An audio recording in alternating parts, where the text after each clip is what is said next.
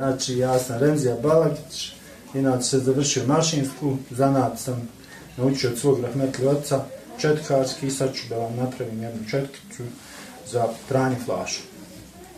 Već sad možeš rizano, pa ćemo nastaviti.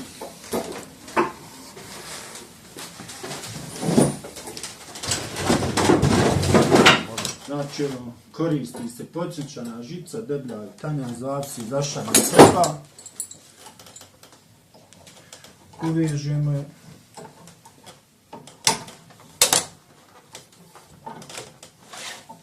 Inače se sve rukom radi, materijal je prirodni, laka, konjski rijek, konjska griva, može od najlona, od fibrisa, od metala. Sistem rada je isti za sve ove koji se uvrću.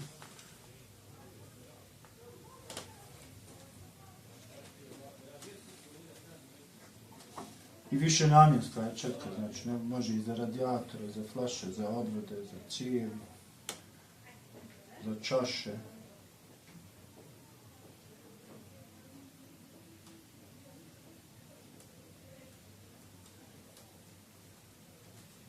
Treba rasporediti podjednako da bude četka ista, ne deblja, ne tanja u svim segmentima.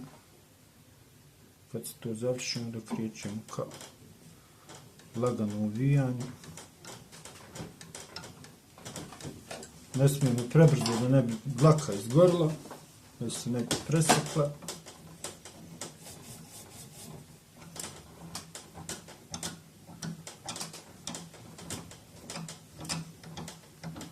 I ovo pravimo za prijatelje iz Slovenije, koji su oduševljeni Bosnom i Sarajevom. Evo je završetak ove operacije, onda poslije ćemo prijeći na šišanje i vezanje.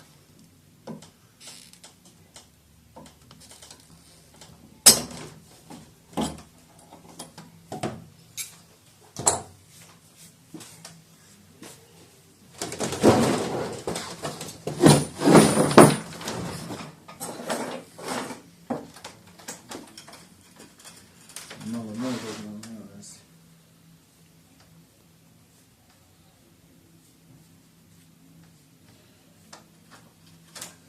Sad vežemo špic da ne bi dno se razbijalo kad se peru flaše.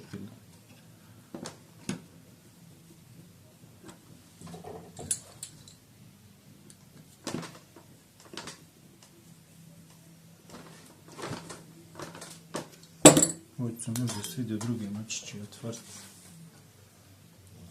Biće još četkara.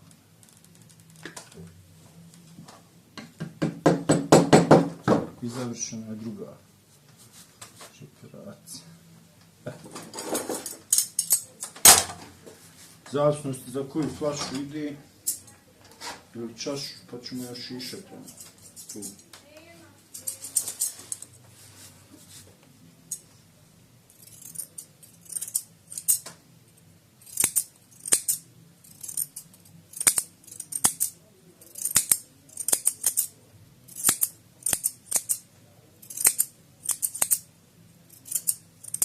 Ovo se zove šišanje odaka.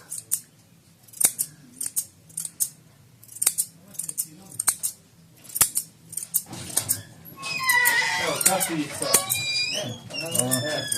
Ovdje, jel? Izvolite.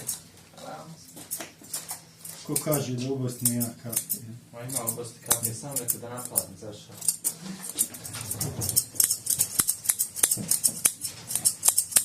To je to.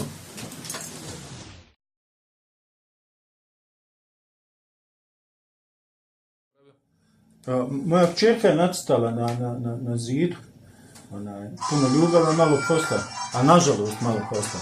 A moj otac rahmetli bio četkar, isto je to izjavio prije par godina i onda to mene drži sad. Ništa bez ručnog rada, četkar Ago i djeca, ja sam jedini koji nastavio. Znači, poslije njegove smrti nema više nijednog četkara koji je završio, znači, imao je diplomu, on je završio školu za četkara, ja sam, znači, naslijedio za nas. Inače sam završio mašinsku školu. I evo radim iz ljubav. A iz ljubav se ne živi. Ili od ljubav se ne može živjeti.